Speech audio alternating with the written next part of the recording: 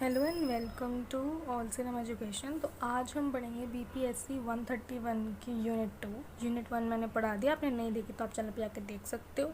अब हम यूनिट 2 पढ़ेंगे। मेक श्योर वीडियो को एंड तक देखो ताकि आपको अच्छे से समझ आ जाए यूनिट, तो फिर इससे रिलेटेड कोई भी क्वेश्चन आएगा तो आप उसका आंसर दे पाओगे। तो हम इसको शुरू करते हैं। ये हमें स्ट्रक्चर है, ये इंट्रोडक्शन है, ठीक है, अबाउट दिस यूनिट क्या क्या है उसमें। और ये हमारा ऐसा चैप्टर शुरू हो जाएगा। चैप्टर हमारे से शुरू है इंट्रोडक्शन से, देन हमारा ये political theory and other inter related terms. पहले हम थोड़ा पढ़ लेते हैं ऊपर। Political theory is one of the core areas in political science, यानी पॉलिटिकल थ्योरी कोर एरियाज में से एक है पॉलिटिकल साइंस में। कोर एरियाज मतलब कोर मतलब ऐसे होता है, मतलब एक रूट एरिया टाइप, ऐसे नींव है पॉलिटिकल थ्योरी पॉलिटिकल साइंस की, ठीक है। मतलब नींव में से एक है, वन ऑफ द कोर, मतलब नींव होती है ना पॉलिटिकल साइंस की, उसमें से एक नींव हमारी पॉलिटिकल थ्योरी है। अगर आपको कोई भी क्वेश्चन पूछना हो ना, मैंने बताया तो आप मुझे कमेंट कर सकते हो, हम कोशिश करेंगे हमारी टीम 24 आवर्स के अंदर रिप्लाई दे दे। तो मेक श्योर अगर आपको कोई भी क्वेश्चन पूछना हो, कोई भी किसी भी चीज़ से रिलेटेड, और अगर इंपॉर्टेंट क्वेश्चन आंसर चाहिए, जो भी चाहिए, कुछ चाहिए या कुछ पूछना हो या फिर अप्रिशिएट करना हो वीडियो कैसी है, तो आप कमेंट करके ज़रूर बताना, वीडियो को लाइक करना एंड मेक श्योर एंड तक देखो।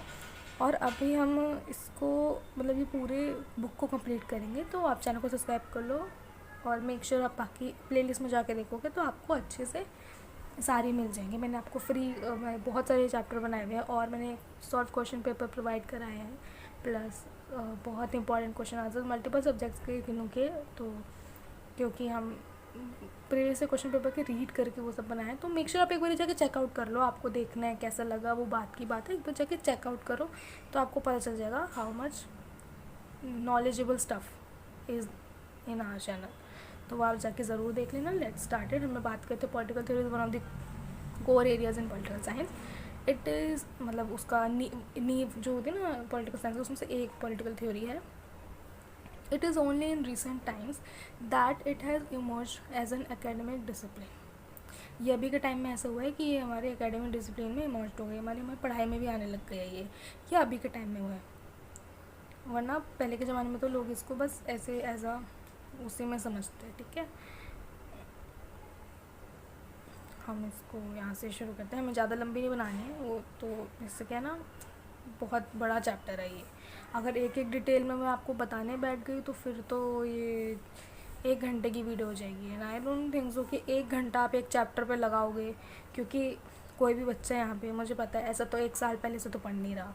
अभी एग्ज़ाम आने वाले हैं, 1 महीने में एग्ज़ाम होंगे, इसलिए उसने खोली है वीडियो। तो अभी ये टाइम नहीं है ना मेरे पास कि हम 1 घंटे में एक चैप्टर कंप्लीट करें, इसलिए फटाफट करते हैं।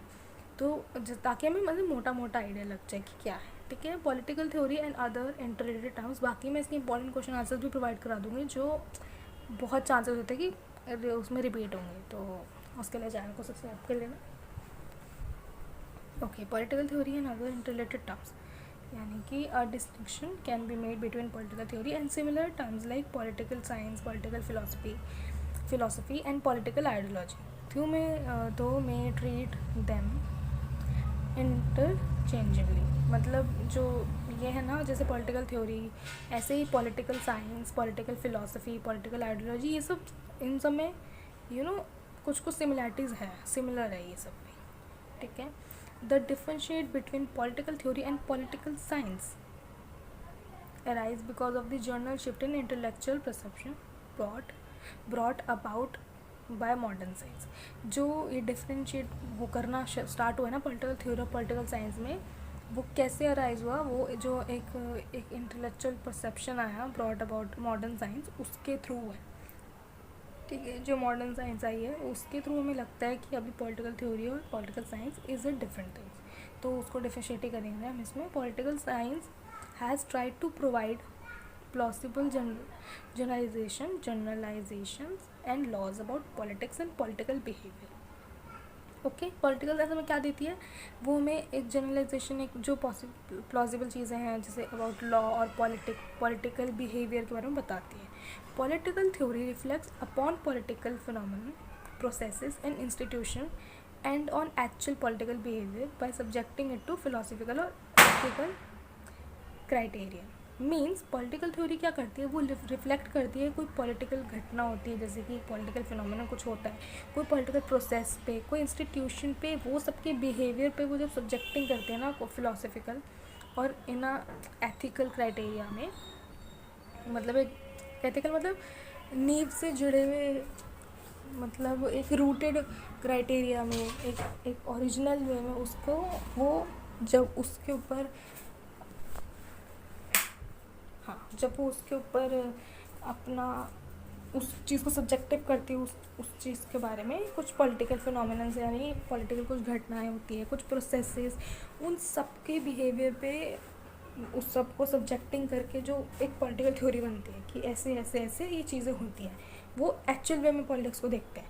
और पॉलिटिकल साइंस क्या है, वो एक इमेजिनरी वे में बताते हैं कि हाँ political science is like this, वो रूल्स जनरेट करके बता देते हैं, हाँ ये ऐसी होती है, इसमें ये लॉज होते हैं, इसमें ये रूल्स होते हैं। लेकिन पॉलिटिकल थ्योरी क्या होती है, वो ये होती है, वो बताती है कि ऐसे, पॉलिटिकल थ्योरी ये होती है कि वो ही बताती है, वो असलियत की लाइक रियलिटी को देख के बताती है, हाँ ये ऐसा है, ये ऐसा है।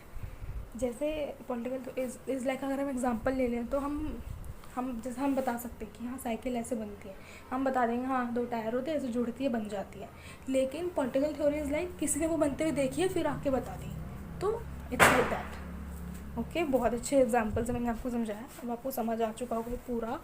और अभी पूरा उसी बारे में उसको ही बहुत ही डिटेल्ड में दे रखा है, बट हम इसको थोड़ा थोड़ा पढ़ लेते हैं ताकि हमें समझ आ जाए क्या है। आइडिया तो हमें लग ही गया क्या है पॉलिटिकल थ्योरी का वो। ओके, तो हम कहते हैं हाँ, it considered the question of the best political order which is a part of larger and more fundamental question, namely the ideal form of life that a human being ought to lead within a larger community. In the process of answering immediate and local question, it addressed perennial issues, which is why a study of the classical text form an important component of discipline.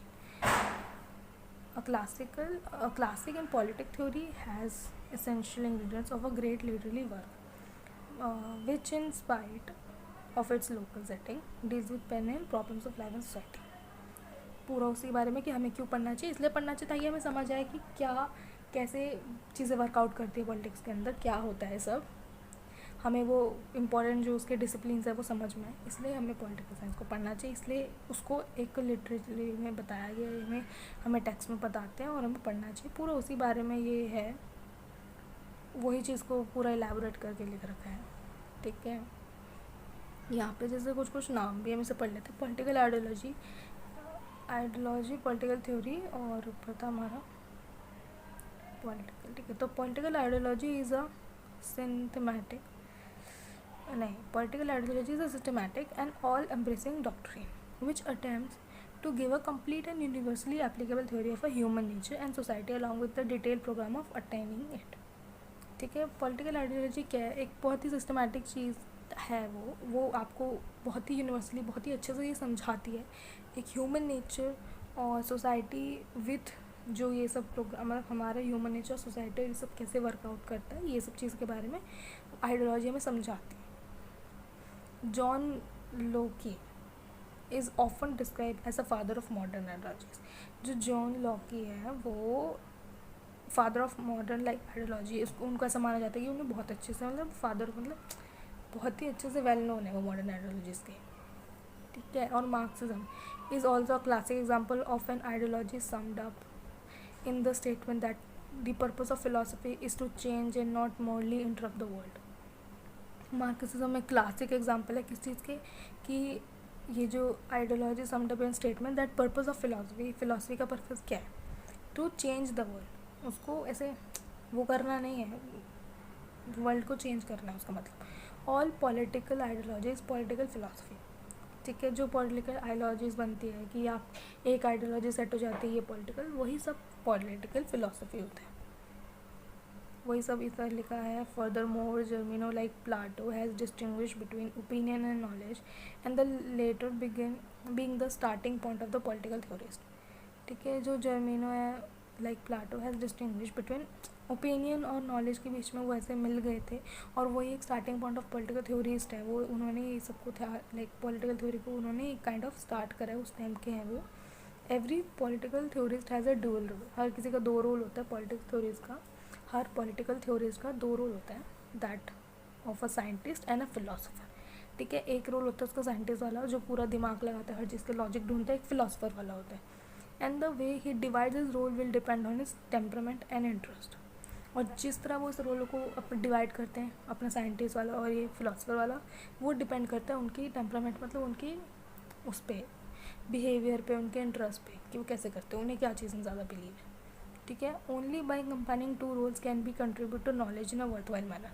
और इन दोनों, सिर्फ आप जब तक इन दोनों को combine नहीं करोगे, इन दो रोल्स को जब तक मिला नहीं लोगे, तो आप जब मिलाओगे तभी वो कंट्रीब्यूट कर पाएगा आपको नॉलेजेबल, जो एक वर्थवाइल नॉलेज होती है ना. एक वर्थवाइल मतलब एक ऐसी नॉलेज जिसका हमें उपयोग कर सकते हैं, जो काफ़ी अनमोल होती है, ऐसी टाइप की. ठीक है, हमारा क्या, development in political theory. Developments in political theory always reflect the changes which occurred in society.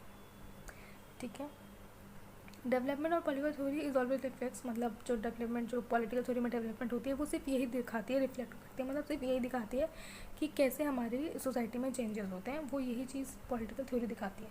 अगर आप आज की पॉलिटिकल थ्योरी पढ़ोगे और अगर बैक टू 90s की पॉलिटिकल थ्योरी पढ़ोगे, तो आपको समझ आएगा कि हमारी सोसाइटी में क्या क्या चेंजेस आए हैं, उसी का रिफ्लेक्शन हमारी थ्योरीज में दिख जाता है. वही ये लिखा है.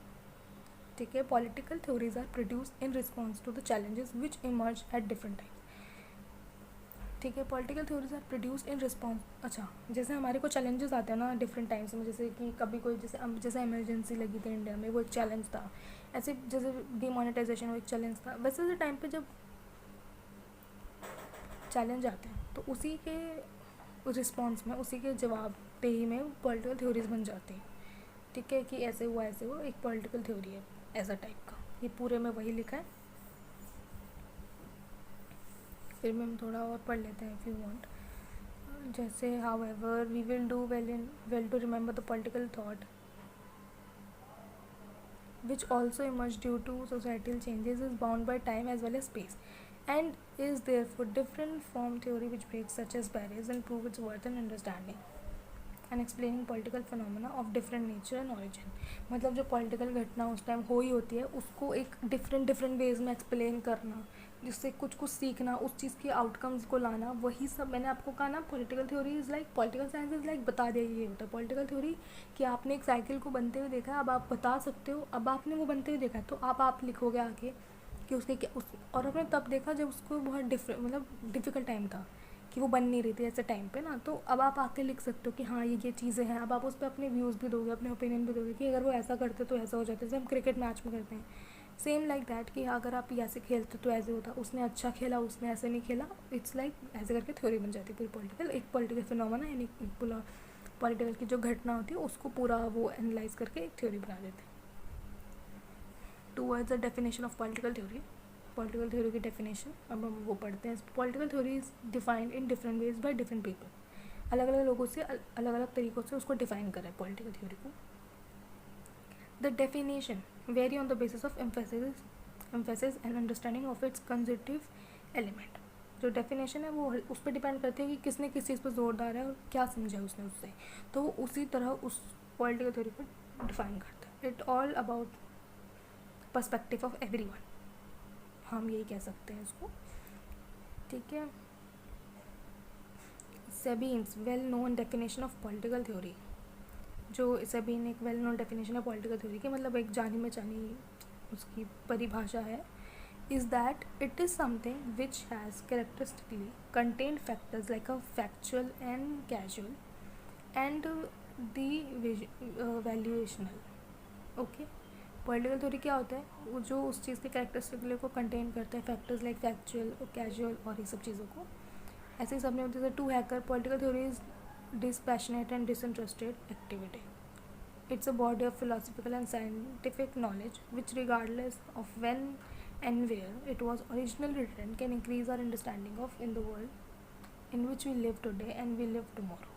उनका कहना है कि ये बहुत ही डिसइंटरेस्ट और डिस्पैशनेट एक्टिविटी है.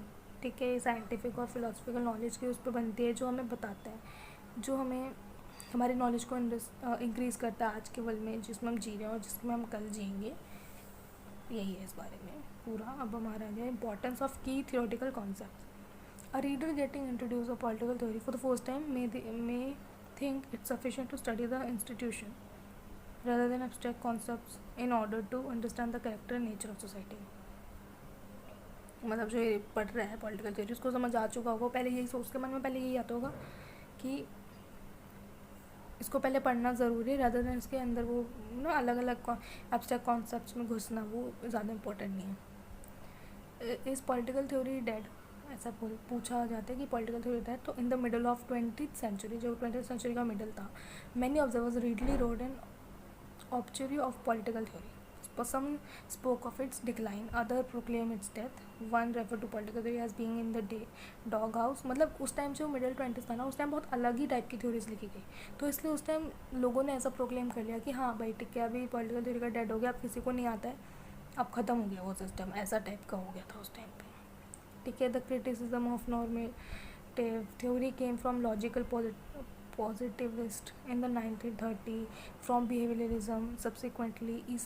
तो मतलब अलग अलग, मतलब जो एक ओरिजिनल एथनिक वे है पॉलिटिकल थ्योरी करने लिखने जो भी करने का, वो चीज़ उस टाइम पर नहीं हो रही थी मिडिल 20s में. दैट्स वाई ये कंसिडर कर लिया कि हाँ अभी इसका डेथ हो गया है. फिर बाद में आ गया रिवाइवल ऑफ पॉलिटिकल थ्योरी. कब हमें लगा कि रिवाइवल हो गया? In 1930s political theory began starting the history of ideas with the purpose of defending liberal democratic theory in opposition to the totalitarian tenets of communism, fascism and Nazism. Okay 1930s में तब की बात हो रही है. Political theory began studying in the history of ideas. जब उन्होंने history of ideas यानी मतलब हमारे जो इतिहास के आइडियाज़ को लेके जब उन्होंने पर्पसली जो उस टाइम उसको डिफेंड करके डेमोक्रेटिक थ्योरी के इन अपोजिशन टू द ये सब के अपने लाइक अपोजिट में लिखा, ये फेसिज्म, नाजिज्म और कम्युनिज्म के अपोजिट में आके जो वैल्यूएबल वे में उन्होंने थ्योरी को लिखना स्टार्ट करा इन 1930s, तब ऐसा माना गया कि रिवाइवल ऑफ पॉलिटिकल थ्योरी है. जब तक उन्होंने अनलाइक जो क्लासिकल ट्रेडिशन था, वो जो साइंटिफिक पॉलिटिकल थ्योरी जो डिस्क्राइब करती थी सब चीज़ें, जब उस वे में उन्होंने लिखना शुरू किया तब कंसिडर किया कि रिवाइवल ऑफ पॉलिटिकल थ्योरी है ये, और ये पूरा उसी बारे में लिखा है. आप इसको अच्छे से रीड आउट कर लेना. आपके पास बुक होगी, नहीं होगी तो आप गाइड खरीद सकते हो, नहीं तो आप, मैंने आपको डिस्क्रिप्शन में लिंक दे रखा है, आप चेक कर लेना, ठीक है. आप ऑनलाइन भी डाल सकते हो, तो उससे ना आप ये अच्छे से पढ़ लोगे. तो अगर आप पढ़ लोगे तो आपको समझ आ जाएगा. मैंने जो आपको समझाया ये पूरा वही लिखा है in a very elaboration way, in a very expand way. बस जो मैं आपको बता रही हूँ वही, उसी चीज़ों को बहुत ही ज़्यादा खींच रहा है. तो आपको भी यही करना है. मैंने जो आपको बताया मेन आपको बात समझ आई क्या चीज़ है उसके अंदर, सब आप ये पढ़ लो तो आपको समझ आ जाएगा कि आप उसको कैसे और एक्सपेंड कर सकते हो, ताकि आप वहाँ पे 20 नंबर का आंसर लिख के, ठीक है. So here we are, its approaches in political theory, हम ये पढ़ेंगे. It is quite difficult to identify and categorise various conceptions of political theory which are put into use by theorist. मतलब कि बहुत डिफ़िकल्ट है कैटेगराइज करना जो various conceptions जो पॉलिटिकल थ्योरी में ये जो थ्योरीज उन्होंने डाले हैं, मतलब वेरियस जो बताया है पॉलिटिकल थ्योरी के बारे में, उसको डिफरेंस मतलब उसको कैटेगराइज करना बहुत टफ है जो थ्योरीज ने बनाए हैं, ठीक है. The difficulty emanates from a tendency among theorists to go for an exercise in which they start drawing on different conception and traditions. Means difficulty कहाँ पे आती है? जब जो थ्योरिस्ट के अंदर ये जो आदत थी ना थ्योरिस्ट की, कि एक इसको डिस्क्राइब करने के लिए उन्होंने जो एक बहुत ही एक्सरसाइज बना दी, बहुत ही उसको और इलेबोरेट कर दिया उन्होंने, कि हम एक चीज़ को अच्छे से समझ पाए. ये जो हर थ्योरिस्ट की टेंडेंसी होगी पहले के टाइम में, मतलब उनकी आदत होगी, तो उन्होंने इसी चीज़ को समझने में अभी थोड़ा डिफ़िकल्टी आती है कि उतना उन्होंने उसको इलेबोरेट कर रखा है कि हर चीज़ को हर वे में समझना, वो चीज़ थोड़ा टफ हो जाता है. वही यहाँ पर लिखा है. This is truer, as we will see later, with contemporary political theory than with the ones which preceded. In the past, theorists somewhat maintain a purity of conception and theory, building and seldom outstepped the framework they had chosen. But this does not apply to the contemporary times, which are witness to a crop of theory which appears hybrid in nature. But broadly speaking, three different conceptions emerge in political theory on the basis of which both the past and present theories can be conceptualized जज and evaluated there are okay. तो इसमें लिखा है कि उनके जो बहुत tough है ये समझना कि उन्होंने क्या क्या लिख रखा है, मतलब क्या क्या उनकी थ्योरीज थी, जो हमारे थ्योरीज थे पुराने, but still they try to find some stories, some theories with like 3 theories they रखी हैं यहाँ पे, ओके जो कि हमें ये बता देती है कि पास्ट प्रेजेंट थ्योरी जो हम जिससे हम एक वो कर सकते हैं, हम अंदाज़ा लगा सकते हैं कि हाँ पास्ट और प्रेजेंट की थ्योरीज कैसे थी, कैसी हैं। ये हमें 3 थ्योरीज यहाँ पे उनकी थ्योरी दे रखी है जिससे हमें पता चलेगा, जिससे हम आगे पढ़ते हैं। तो they are historical, normative and empirical, ठीक है। ये 3 थ्योरीज हम इसे पढ़ेंगे। फर्स्ट हमारी आ जाएगी हिस्टोरिकल अप्रोच।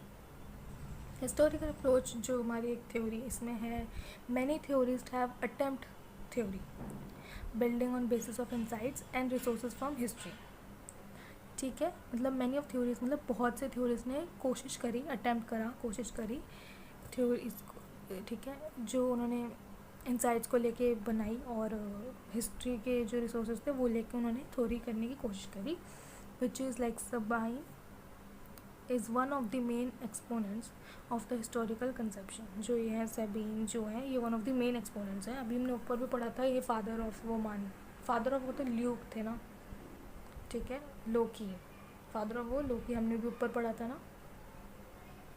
याद रखना आपको ये सब, आप ये सबको नोट डाउन कर सकते हो कॉपी में अगर आप लेके बैठे हो, नहीं तो माइंड में रखो, यही सब तो लिख के आना है। एग्ज़ाम की बात है, थोड़ा दिमाग में डाल दो दें, फिर एक बार भी एग्ज़ाम हो जाएगा, उसके बाद ये सबको वॉश आउट करके नया अपना पढ़ना, ठीक है। तो हम कहाँ पे थे, हाँ, सेबानी is one of the main, उनको मेन माना जाता है हिस्टोरिकल इसमें। इन हिज ओपिनियन, उनके ओपिनियन में अ क्वेश्चन, मतलब उनको ऐसा लगता है, वो उनका जो ओपिनियन है वो ये है, a question such as what is the nature of political theory can be answer descriptively, that is how theory has responded to historical events and specific situations। जिसमें वो ये कहना चाहते हैं कि such as what is the nature of political theory can be answer descriptively, मतलब जो ये पॉलिटिकल थ्योरी है वो अलग अलग वे में डिस्क्रिप्शन, मतलब अलग अलग वे में आंसर किया जा सकता है। That is how responded to historical events and specific situation. ऐसे ही आप एक हिस्टोरिकल इवेंट और स्पेसिफिक सिचुएशन से रिस्पॉन्ड कर सकते हो, ऐसे ही आप उसको बता सकते हो। In other words, in this perspective, political theory becomes situation dependent which each historical situation set a problem। Okay, in other words अगर हम कहें तो उनका ये पर्सपेक्टिव था कि पॉलिटिकल थ्योरी तभी वो सिचुएशन, मतलब वो उस पर सिचुएशन पे डिपेंड करता है कि किस सिचुएशन में, किस हिस्टोरिकल सिचुएशन में वो प्रॉब्लम सेट हुई थी तो ये थ्योरी बनी है। तो ये हर चीज़ उस पर डिपेंड करती है। जैसे अगर उस टाइम पे यही चीज़, जैसे पुराने टाइम पे स्मार्टफोन्स ये सब नहीं था, तो उस टाइम पे जो चीज़ें हुई होंगी वो एक डिफरेंट टाइम था ना, तो वो चीज़ तब उधर अप्लाई होती होंगी। अब वो चीज़ हम यहाँ अप्लाई नहीं कर सकते बिकॉज नाउ वी डेवलप। तो वही चीज़ है कि जिस टाइम पे वो चीज़ हुई है, जो सिचुएशन में वो हुई है, वो चीज़ ही बताती है कैसी वो थ्योरी बनेगी। Which is turn is taken care of through solution devised by the theory, ताकि फिर पता चलता है उसके क्या क्या सोल्यूशन निकलेंगे, ठीक है। यही उसी बारे में है। Over the above this, the historical conception also contributes significantly to our normative vision। Historical मतलब हमें भी हिस्टोरिकल के बारे में पढ़ रहे हैं, पास्ट हमारा प्रेजेंट हो जाएगा, हमारा जो नॉर्मेटिव विजन है ये, और एम्पिरिकल हमारा काइंड ऑफ फ्यूचर विजन था। द हिस्ट्री ऑफ आइडियाज़ में tell us about our social and political news in a product of things whose root lies in the past, and knowing them better would tell us how we have certain values, norms and moral expectations and from where they have come. With this sense in us, it is possible to interrogate these values and critically assess their utility, but a blind adherence to this conception is not without its folly। Hope you got it। मतलब आपको समझ आ रहा होगा, मतलब अगर आपको कुछ नहीं समझ आ रहा तो आप मुझे कमेंट करके बता सकते हो, सो दैट मैं नेक्स्ट टाइम वो चीज़ का ध्यान रखूँ और आपको और अच्छे से मैं समझा पाऊँ, ठीक है। अभी हम नॉर्मेटिव अप्रोच पे आते हैं। The normative conception in political theory is known by different names, मतलब अलग अलग नामों से जाना जाता है नॉर्मेटिव कंसेप्शन जो पॉलिटिकल थ्योरी में। Some people prefer to call it philosophical theory, कुछ लोग इसको फिलोसफिकल थ्योरी कहना अच्छा समझते हैं। While other refer it to ethical theory, while कुछ लोग इसको नॉर्मेटिव अप्रोच को एथिकल थ्योरी कहते हैं और कुछ लोग उसको क्या कहते हैं, फिलोसफिकल थ्योरी। ठीक है, ऐसे नॉर्मेटिव कंसेप्शन में पॉलिटिकल थ्योरी को अलग अलग नामों से जाना जाता है। इस चीज़ को आप याद कर लोगे, सिंपल है। अभी हमने बोला याद हो गया, सिंपल है, एक बार हम रिपीट कर लेते हैं। द नॉर्मेटिव, ठीक है, बस आपको अपने माइंड में डालना है, कितना ईजी है। The normative conception in political theory is known by different names, अलग अलग नामों से जाना जाता है। Some people prefer to call it philosophical theory and while others refer it to ethical theory. ठीक है, 3 लाइन हो गया हमारा। इस चीज़ को हम और एलैबोरेशन में कर सकते हैं, वही पे सिखा रही है हमें बुक कि कैसे छोटी छोटी बातों को बढ़ा चढ़ा के लिखना है, तो वही करना है आपको। The normative conception is based on the believe that the world and it's event can be interpreted in terms of logic, purpose and and with the help of the theorist, intuition, reasoning, insights and experience. ये कहना चाहते हैं normative approach का क्या वो है। Normative approach का ये बिलीव है कि हम इंटरप्रिटेट कर सकते हैं जो भी होने वाला है, कैसे हमारे लॉजिक से, वो चीज़ों से हम, जैसे कि लास्ट टाइम ऐसा होता तो क्या हुआ था, जो थ्योरीज के इंट्यूशन होते हैं उससे, रीजनिंग, जो इंसाइट्स होते हैं, जो एक्सपीरियंस होते हैं, हम उससे पता लगा सकते हैं कि अभी आगे क्या होगा।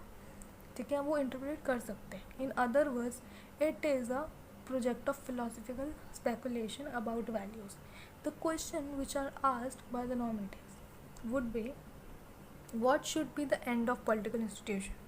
What should inform the relationship between the individual and the other social organizations? ठीक है, and what arrangements in the society can become model or ideal, and what rules and principles should govern it? ठीक है, यही बता रहे हैं कि हम उनके जो नॉर्मेटिव्स हैं उनके क्या क्या क्वेश्चन है। उनका क्वेश्चन है कि what should be the end of political institution, क्या चीज़ पॉलिटिकल इंस्टीट्यूशन का एंड कर सकती है, मतलब क्या एंड होना चाहिए उसका। What should be the end, क्या एंड होना चाहिए पॉलिटिकल इंस्टीट्यूशंस का। और what should inform the relationship between, और क्या ये बताना चाहिए हमें कि एक इंडिविजुअल और अदर सोशल ऑर्गेनाइजेशंस का क्या रिलेशन है, ये कैसे बताना चाहिए हमें। और what arrangements in the society can become model, ideal, and what rules the principle should govern it. मतलब ऐसी क्या चीज़ें हैं सोसाइटी की और जो हमारी एक आइडियल बन सकती है, जिसको हम मान सकते हैं, और ऐसी कौन सी क्या प्रिंसिपल्स हैं जो गवर्नमेंट उसको रूल करेगी। मतलब क्या चीज़ें माननी चाहिए, क्या प्रिंसिपल्स होने चाहिए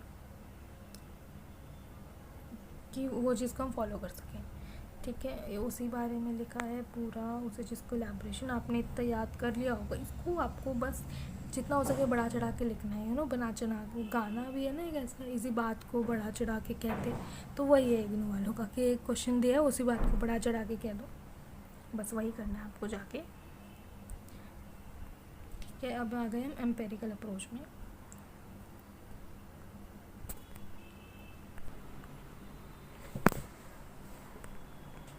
So we are on now empirical approach. What has dominated political theory in the 20th century is not normativism, but another conception known as empirical political theory, which derives theories from empirical observations.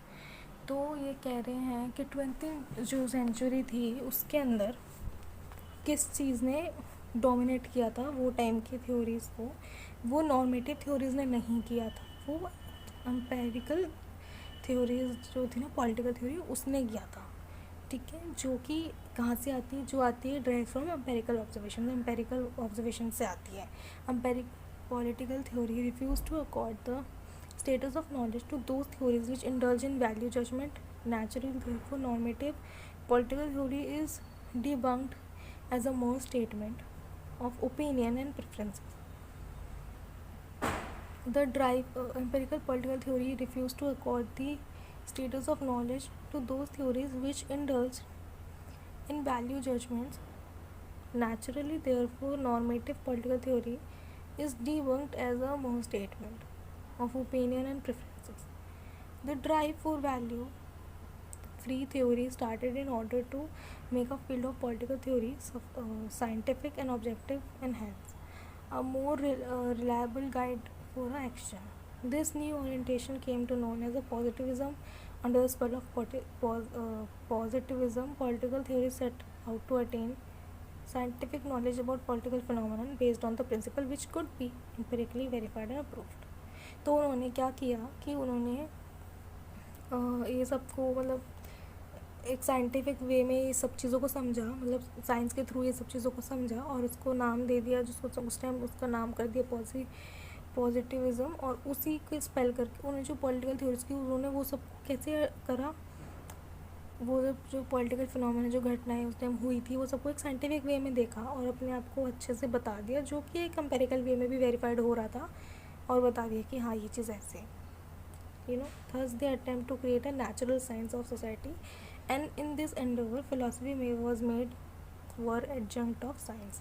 तो उन्होंने एक तरह से कोशिश करी natural science को बनाने की कि हाँ एक सोसाइटी नेचुरल साइंस की, और उनकी इस कोशिश में उनको जो philosophy was made were adjunct of science. Such an account of theory also portrait the role of theorist as a disinterested observer perched of all commitments and drained of all values. तो इस वजह से क्या हुआ, जब उन्होंने इतना सब कर दिया ना, तो इस वजह से एक्चुअली में जो उसमें साइंस थी वो सब ओवर हो गई, और सब और ये ऐसे पोर्ट्रे हो गया कि हाँ बहुत डिसइंटरेस्टेड थे ये लोग, ऑब्जर्व ही नहीं करा इन्होंने कुछ, कोई कमिटमेंट और सब चीज़ों को उठा के इन्होंने बस यहाँ डाल दिया, और इसी वजह से जो उसकी वैल्यू थी ना वो पूरी उन्होंने ख़राब कर दी, ऐसा है इसमें। ठीक है, the empirical project in political theory was based on the empirical theory of knowledge which claims to have the full-blown criteria to test that constitute truth and falsehood।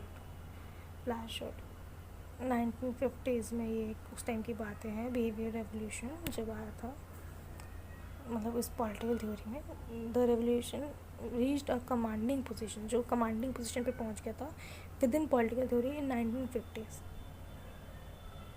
ठीक है, जहाँ पे encouragement to quantitative techniques and analysis होने लग गई, जहाँ पे demolition of normative framework and promotion of empirical research which can be susceptible to statical test. यानी कि जब नॉर्मेटिव के जो काम थे वो सबको दबा के ये एम्पिरिकल रिसर्च आने लग गई बाहर।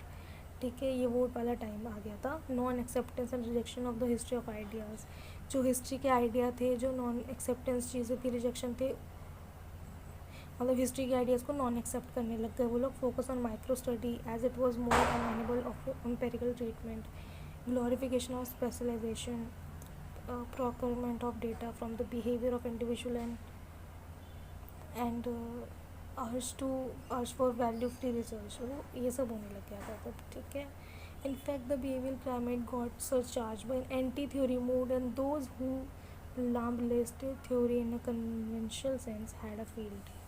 Theory was caricatured and made synonymous with ideology, abstraction, metaphysics and utopia। वही सब है कि भाई उस टाइम पे थ्योरी कैसी थी, हिस्टोरिकल थ्योरी अच्छी थी, फिर नॉर्मेटिव वालों ने हिस्टोरिकल से इंस्पायर होकर लिखी, फिर एम्पिरिकल वाले अपनी अपनी कहानी बनाने लग गए और नॉर्मेटिव वालों की भी रिजेक्शन करने लग गए। ये है मेन पूरा चीज़।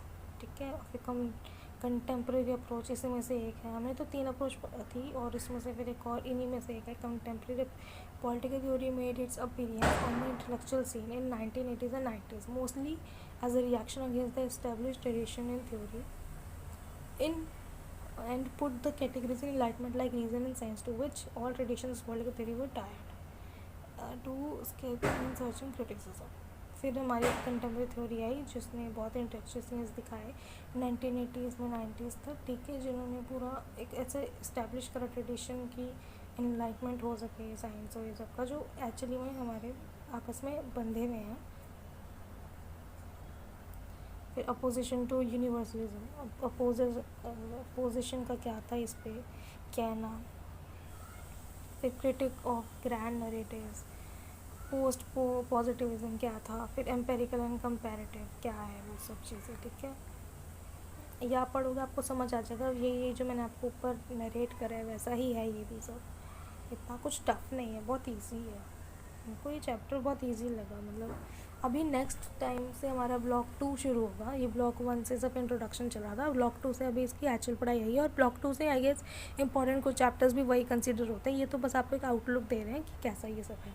ठीक है, सम अप कर लेते हैं since we have different conceptions of political theory. तो ये पूरा वही जो हमने ऊपर पढ़ा वही सब सम अप है।